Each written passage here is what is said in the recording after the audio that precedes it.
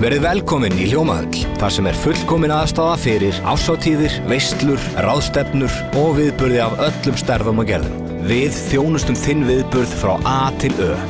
Nánari upplýsingar á hljómahöll.is.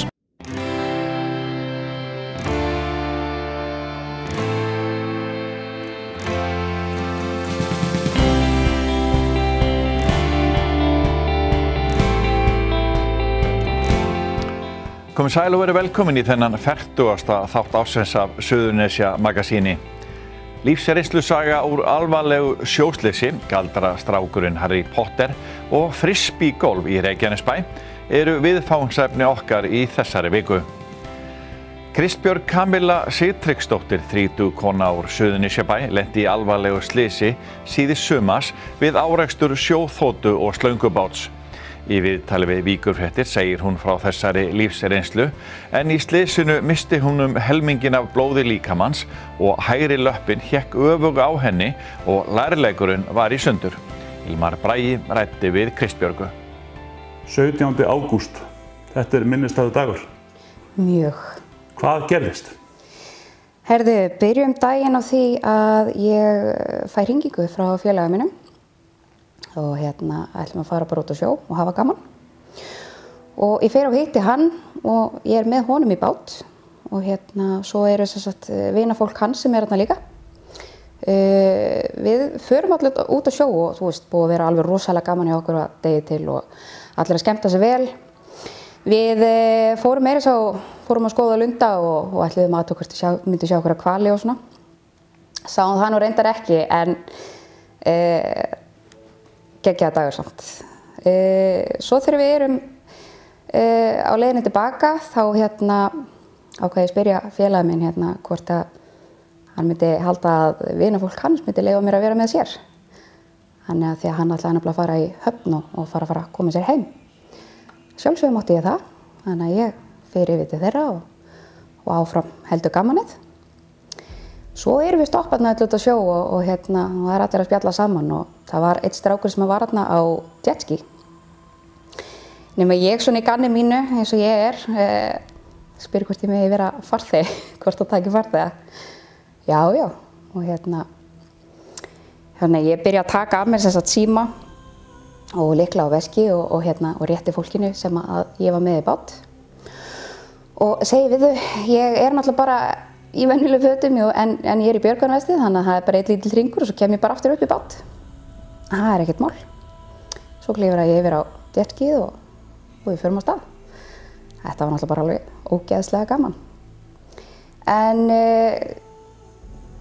stjórnandi bátsins startar bátnum og fer af stað. Það er einhver misreikningur þarna í gangi og þetta endar þannig að hann fer inn í hægri hliðina á okkur. Ég kastast af bátnum og læknarnir telja mig hafa farið undir og í skrúuna á bátinum. Þannig að áverkinn hann er eftir skrúuna? Eða hvað? Já, svo allavega læknar telja það, hvort þetta sé hreinlega eftir skrúuna eða hvort þetta sé hreinlega eftir að fremst á bátnum hafi einfallega bara nánast tekið fótinn á mér. Það brotnar lærleggurinn og þú hlýtur einhvern stóran og mikinn skurð. Herðu, já. Ég fæ opið beinbrot. Lærleggurinn neðst, þar sem að hann festist við hné, fer bara í sundur og brotið í raun og veru snýr beint aftur á bak. Flísast svolítið þarna úr og húðin í raun og veru, hún rifnar upp og alla leið nánast upp að mjöðum. Þannig að miðað við myndir sem ég hef séð að þá hefðirðu eflaust geta horft inn í og upp í mjöðum. Þetta var svo svakalega mikið, þannig að skurðurinn nær nánast allan hringinn, sko. En löppin, hún bara hékk þarna á og þeir sem betur fer náðu að tjatla þessu saman. En í dag er ég með 36 cm mergnagla og 6 skrúfur. Hvernig ertu að upplifa bara þetta augnablik þegar að slysið verður? Sko, merkilegt þá var ég rosalega róleg alla tíman. Ég veit ekki alveg hvað það er, en það er oft á tímum sem að þegar að fólk lendir í ykkur svona þá fer það í svona fight mode. Það er greinilegt að ég fer þarna í það og verð pollróleg. Ég finn það þegar að höggið kemur en ég sé það ekki koma af því að ég er að horfa vinstra megin við þann sem er að stjórna jetskíinu. En þegar að höggið kemur þá loka ég augunum og ég man það, ég fer náttúrulega bara alveg á bólakaf ofan í sjóinn. Eiginlega með bara því þegar ég fer ofan í sjóinn þá gríp ég í björgunarvestið og held niður í mér andanum, en þegar ég kem upp þá hósta ég og ég gubba í raun og veru rosalega mikið af sjó en næ svo andanum. Ég er næ með puttanum að taka sjó úr hægra auga og lít svo til vinstri. Þar heyri ég strákinn sem var að stjórna jetskíinu, þá er hann greinilega kominn í bátinn og hann er að leita að mér. Það næsta sem að ég veit er bara að það er eins og heimurinn stoppi. Ég er þarna út í sjó, bara í mínum venjulegu fötum en í björgunarvestinu. Ég reyni að halda mér, ég reyni að vera róleg og ég hugsa bara, nei veistu það, þetta er ekki tími til þess að panika. Þannig að þarna á þessu tímapunkti þá hugsa ég bara, hvað er að? Er eitthvað sem er að hrjá mig, þú veist, ég er með fulla meðvitund og allt þetta, þannig að hvað kom fyrir? Hvaðan kom höggið? Af hverju skeði þetta? En ég hugsa bara, ok, ég ætla bara að vera óbærslega róleg og ég byrja bara að endurtaka sömu setninguna aftur og aftur af því ég veit að það kemur alveg hjálp, það er fólk þarna. Þannig ég byrja að endurtaka, hægri fótur, hné, ég er brotin. Og þetta er eitthvað sem ég bara segi aftur og aftur. Ég heyri strákinn sem að var að stjórna jetskíinu og hún er þarna. Bakkaði bátnum. Svo bara sé ég það að hann hendi sér úti og hann syndir að mér. Hann tekur hérna í vesti hjá mér og hann byrjar að synda með mig að bátnum en alla tímanum meðan hann er að því þá held ég bara áfram. Hægri fótur, hné, ég er brotin. Þegar við erum komin að bátnum þá reynir hann eins og það getur að koma mér upp. En ég er náttúrulega bara að svara hann bara því miður, ég kemst ekki upp. Það er hægri fótur, hné, ég er brotin. Ég veit það. Maður er alltaf búinn að sjá það alls staðar að þegar þú ert að reyna að koma þér upp ykkur svona þá ert að reyna að sparka vatninu undan þér. Þannig ég bara reyni af öllum mínum krafti að nota heilbrigðulöppina og sparka. Og ég sparkaði og sparkaði og sparkaði þangað til ég á komið með magann upp á belginn á bátnum. Þá gríp ég utan á hnið á þeim sem var að tosa mig og ég hálfpartinn svona renn ofan í bátinn. En það er líka akkurat á þessu augnabliki þar sem að verkurinn, hann var bara yfirgnæfandi. Þegar við erum komin hann ofan í bátinn, þá sný ég eiginlega á magann og ég ætla að reyna að snúa mig við og setjast upp en það er ekki hægt. Löppin, hún hálf snerist og það var alveg sama. Ef ég myndi mögulega reyna að hreyfa mig, þá gossaði upp svo svakalegu verkur að það er eiginlega ekki einu svona hægt að lýsa því, sko. Var mikið blæðing? Já, mér var allavega að tjá það að ég hafði misst helming af blóðinu sem ég er með í líkamanum. Það var eins og það væri eitthvað innra með mér sem að bara hélt mér gangandi og ég talaði svolítið mikið við sjálfa mig. Ég ítrekka sagði bara, já, mundu að anda. Þetta verður allt í lagi. Þú ert ekki ein. Þú ert á leiðinni í höfnina. Þú ert búin að tala við manniðinn. Hann er á leiðinni. Þannig að það var eins og ég væri bara, það var eins og ég væri með einhvern hjá mér. Mjög skrítið að lýsa þessu. Af því að þegar ég er á kafi ofan í sjónum, þá skeður svolítið mjög skrítið. Og það eitthvað sem að fólk myndi örugglega segja að þetta örugglega frekar undir meðvitundin þín sem að að tala við þig. En ég heyri í hægra eyra, þú ert rétt að komin upp. Af því að þegar ég á kafi sjónum, þá kom svo mikið værði við mig að ég var alveg tilbúin til að fara að sofa. En þegar ég heyri þessa rödd, þú ert rétt að komin upp, að rétt eftir það, þá finn ég vindinn í andlitið og ég guppa öllu vatnin út mér. Þannig að mér leiði einhvern veginn ekki smeyk eða neitt hrædd. Það var meira bara svona, nú er ég að taka þessu, þetta er mitt verkefni og við ætlum bara að klára þetta. Þegar við erum farin af stað, eftir að það er búið að ná sambandi við 112 og við byrjum á því að fara af stað og sigla inn í höfn. Þá á þessum tímapunkti er ég farin að tala miklu hærra við sjálfa mig, ekki beint smeyk ennþá eða neitt þannig, heldur bara ítreka, þú veist, hei, vertu cool, vertu svolítið töff, þetta allt í lagi, þú ert ekki að fara neitt. Svo þegar við erum komin í höfnina, að þá einmitt kemur enn meiri ró yfir mig, af því að sjúkraflutningamaðurinn kemur niður í bátinn og þú veist, og heilsar mér. Það þarna sem að ég einhvern veginn svona veit það bara, ok, það allt öruggt núna. Þannig að ég, á öllu þessi tímabúti bara kom aldrei þessi skelfing yfir mig sem að ætti nú eflaust að hafa komið, af því þetta var náttúrulega svakalegt slys. Þannig að, en ég varð aldrei rosa hrædd. Það kom aldrei þessi ofsarhæðsla.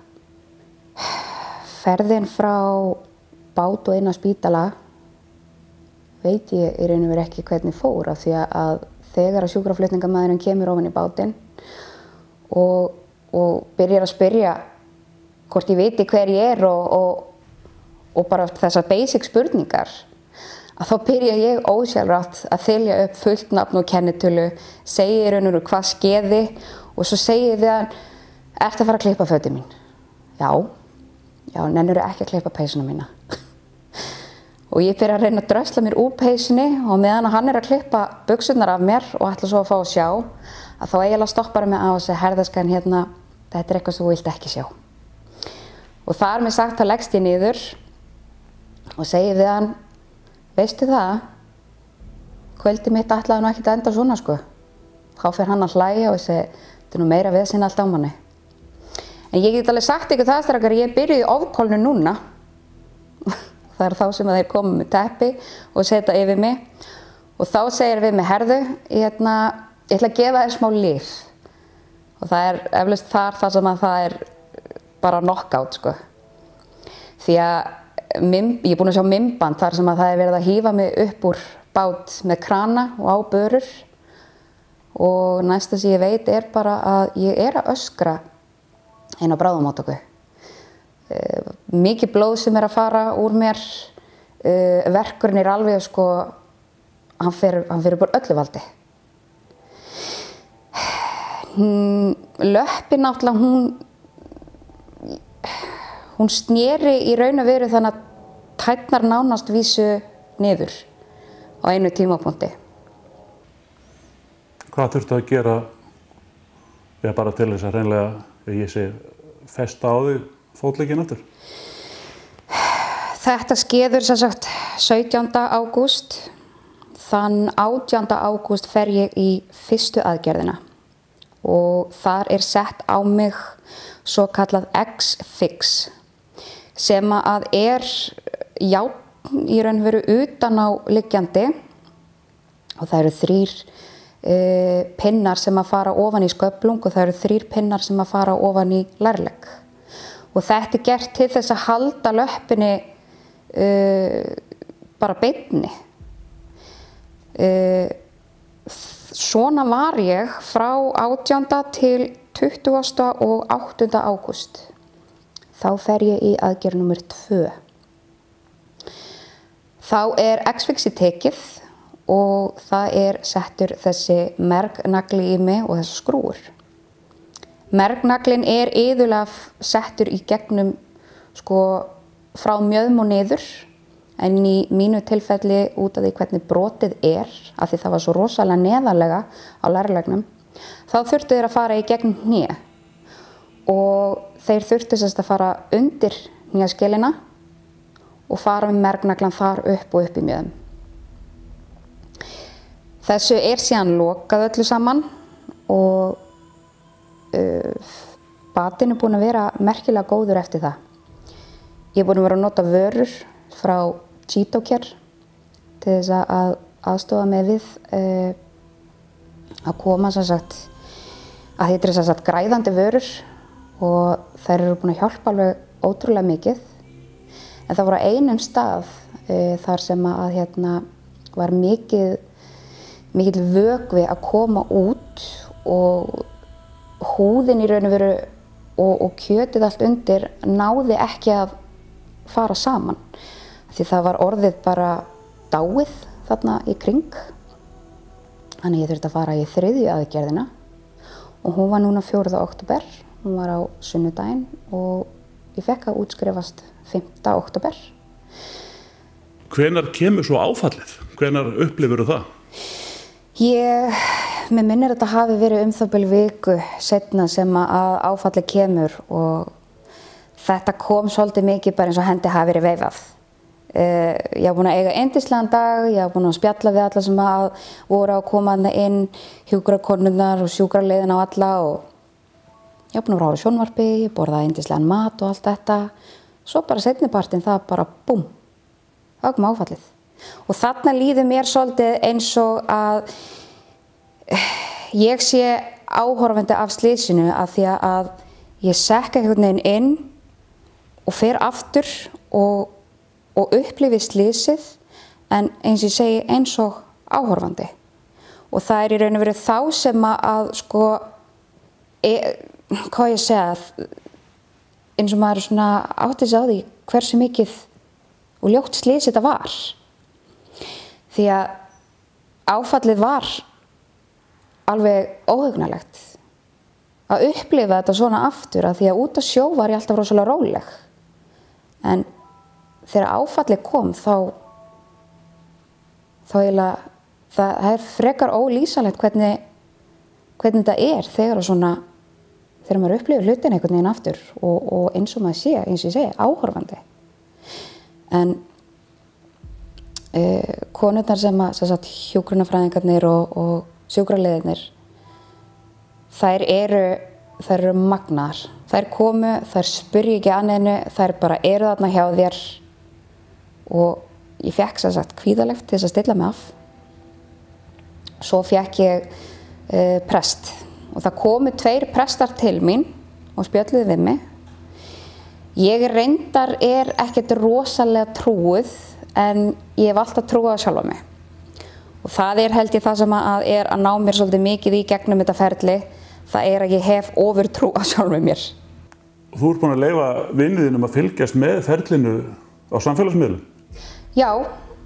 Hvernig svona að opna sig bara fyrir nánu vinum og kannski þeim sem að þú þekkir minna til? Þegar finnst þetta ekkert óþægilegt?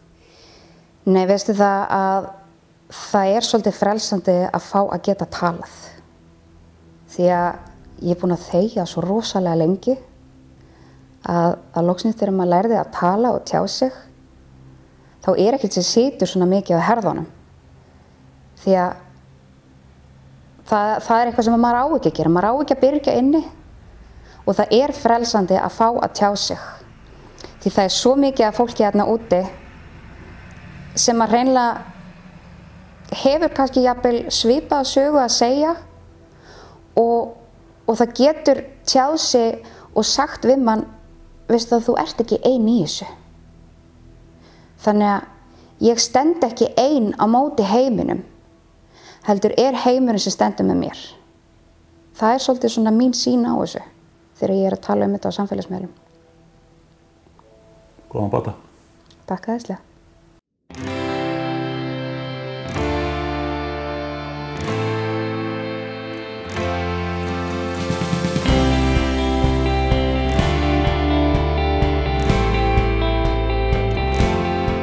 Ari Sigurjónsson stundar frisbeegolf og á fullu þessa dagana við að kynna íþróttina fyrir Suðurnesja fólki. Á Suðurnesjum eru vellir í Reykjanesbæ, Grindavík og Vogum. Jóhann Páll hitti Ara á frisbeegolfvelli í Njarðvíkurskógum í Reykjanesbæ. Já, frisbeegolf bara frábær útivera með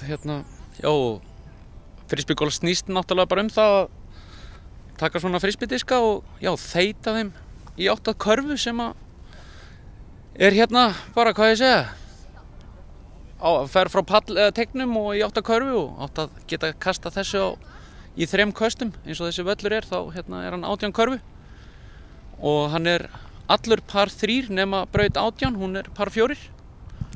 Og þetta þá bara væntanlega svipað og golf eins og við þekkjum? Já, það eru bara sömu reglur í þessu og í golfinu. Það eru bara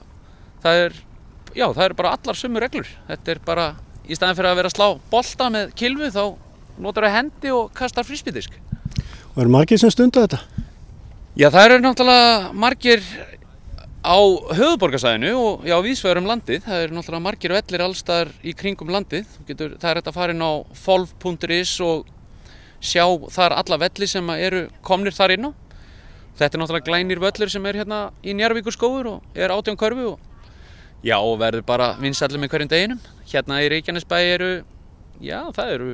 það allan frá því ég sett inn á síðuna frisbeegolffélag Suðurnesja, þá voru þar 55 manns skráðir en núna eru orðnir 109 og það gerist bara á þessum 3 dögum sem ég skráði það þar inn sko. Og þetta eini völlurinn sem hérna? Það eru fleiri vellir, eða ekki? Jú, það einn annar völlur hjá Bitanum í Reykjanesbæ, eða þar fyrir framan hann, sem 10 körfuvöllur, eða 10 körfuvöllur. Maður spilar að vísu 3 körfur tilbaka sem eru sömu körfur, nema það eru aðrir bara teigar. Og það rosa skemmtilegur völlur. Það svona flottur byrjandavöllur fyrir fólk sem svona að taka sín fyrstu skref. Þetta náttúrulega meira svona, þetta rosalega stór völlur, en það góður byrjandavöllur. Og nú veit maður að þeir sem stundar golf kvarta mikið undan miklum tíma sem fer í það. En hvað ertu lengi að spila eitt svona 18 hólu hring í frisbeegolfi? Að fara 18 körfur hring í frisbeegolfi getur náttúrulega tekið, það fer náttúrulega bara eftir hversu góður maður en það að fara 2 svona saman, einn 18 körfur hring þú ert svona 2 tíma að því, eitthvað starf í kringu það fer eftir bara gott flæði og ef maður ekki að skjóta út á suður þar að segja. Og hvað þarf maður til þess að geta byrjað í folvi? Það nú bara voðalega einfalt atriði. Ég með byrjandasett fyrir fólk sem að taka sín fyrstu skref og í þeim byrjandasettum svona driver og það middilreynsdiskur og púter. Og það eiginlega það sem þú þarft og ég einnig með töskur líka sem að fólk getur nálgast líka hjá mér en ég með svona, hvað ég segja, ég komin aðeins lengra, maður náttúrulega aðeins að henda og kasta en þeir náttúrulega bara mismunandi diskarnir, það bara, eins og ég segi, það eru driverar og það eru middilreynsdiskar og svo maður með púter og þegar maður svona smá sérvitur þá kannski vill maður leika sér að kasta einhverju öðruvísi, að svona pröfa. Maður alltaf að læra, hvert kast, þú lærir alltaf í hverju kasti. Galdrastrákurinn Harry Potter var fertugur í sumar og í tilefni þess var sett upp sýningin Galdraheimur bókmenntana í bókasafni Reykjanesbæjar þar sem hægt var að skoða ýmsar galdraverur eins og drauga og húsálfa.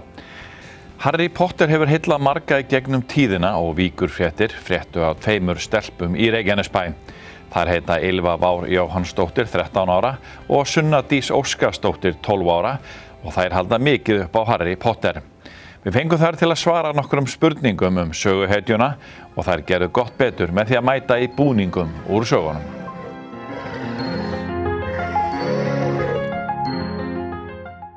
Uppáhaldskarakterarnir mínir í Harry Potter ég þarf að segja, Hermione Granger og Luna Lovegood.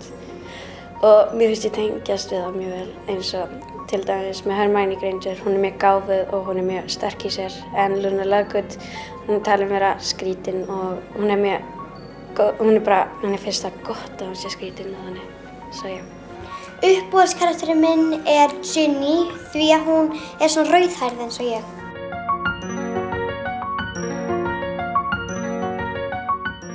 Uppáhaldsbókin mín hlýtur að vera Harry Potter og Fönixreglan sem 5. bókin af því að það gerist mjög mikið í bókinni og mér finnst hún bara mjög skemmtileg og það bara, hún skrifar hana svo vel og lætur að blandast mjög vel saman. Uppáhaldsbókin minn Harry Potter og Dauðagjástin. Hún uppáhaldsbókin mín út af því að Voldemort sem vondi kallinn deyr.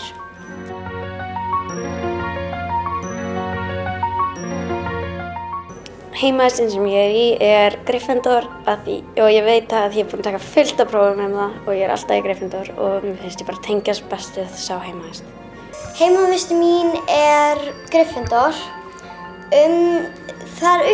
Gryffindor líka uppáhaldið mitt út af því að allir aðal karakterarnir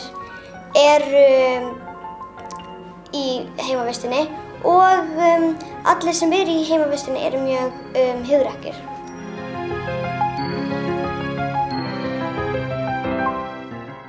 Það skemmtilegasta við Harry Potter, það mjög erfið spurning en það örugglega bara hvernig þetta allt annar heimur en samt þetta svolítið eins og þetta sé í alvörunni af því að muggar sem fólk sem ekki með töfra það veit ekkert það og flest af okkur muggar svo það veit ekkert það svo gæti verið til. Það sem ég finnst skemmtilegast töfrarnir og hún býr til þetta allt bara á sjálfum sér. Bjó til þetta fyrir börnin sín en svo skrifaði hún þetta bara niður og þetta var bara frætt yfir alla heiminn.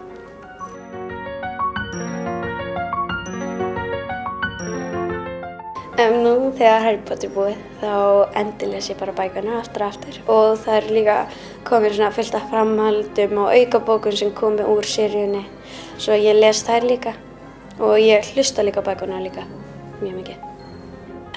Ég held ég muni aldrei hætta að hlusta eða lesa Harry Potter af því að ég tengist bara við það og mér finnst allt skemmtilegt. Búin, hún aldrei búin handa mér. Ég get lesið aftur og horfa á myndina aftur. Það fer aldrei. Það var ekki fleira í þætti vikunar. Áður en við kveðjum viljum við minna á aðra miðla víkurfrétta. Við gefum út víkurfréttir í hverri viku, bæði rafrænt og á prenti og blaðinu dreift ókeypis á Suðurnesjum. Við flytjum daglega fréttir á víkurfréttavefnum www.vf.is og segjum golffréttir á kylfingur.is alla daga. Þennan þátt og eldri þætti af Suðurnesja Magasíni má sjá á víkurfréttavefnum og á hringbraut.is. Við hvetjum ykkur til að koma með ábendingar áhugavert efni í alla okkar miðla. Þangað til næst, verið sæl.